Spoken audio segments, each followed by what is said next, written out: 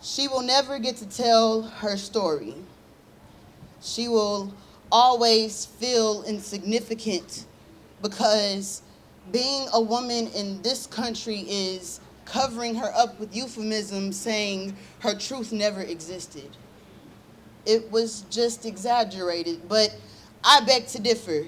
Because if I know what you were doing to me, that would explain my index pulling a trigger Caucasian or that black ignorant N-word.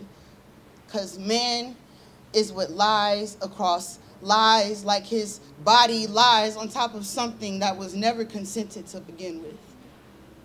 Her story would have started way back when all the kids had colored pens tracing lines and shapes, boundaries of her boxes, what she knew nobody should take, but it happened. Somewhere between the bra popping and the skin slicing, her jaw dropping while her fists were fighting for her life. Her story will take turns as each day of the week someone will take their turn warring her self-esteem. She'll cut her hair because it's too nappy. Start to cut pounds off her adipose fatty. She did everything to please everyone instead of just finding the beauty in herself, in her smile, her walk, her grace. Her story is full of grace, of forgiving days, forgiving each day of hard times, forgiving the insignificant, forgiving herself for blaming selfishly. She will dance with the days that have subsided with the pain. Her story is forgotten truth that she sits with at the kitchen table, but she is eating alone. She just wants someone to see what she is chewing on, but the truth is always so hard to swallow. But her story overcame.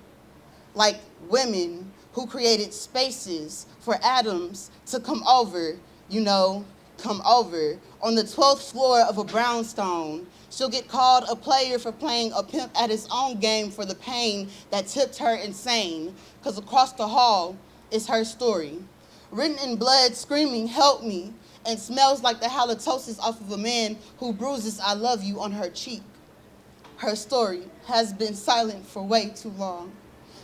Ears that mute and legs that will never stand as straight as women who have been through some things. Can you hear the different women's voices cry out of me? A mother who had 2 abortions, a sister who will deal with self-esteem, girls who deal with relations, women who are never heard. Can you hear me? Her story is the most neglected, disrespected, and unprotected. Can we do something about this? Something needs to be done on our behalf, but men are making all of the rules, and it's not okay. Male have been able to dictate the situations for the public eye to view it as nonfiction, when in fact, male will be the reason why us women remain with the scars that y'all be lying about. Her story will remain truth that will never die, even when she does.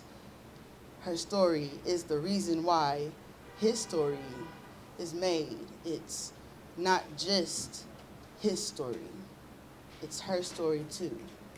Her story lives. Thank you.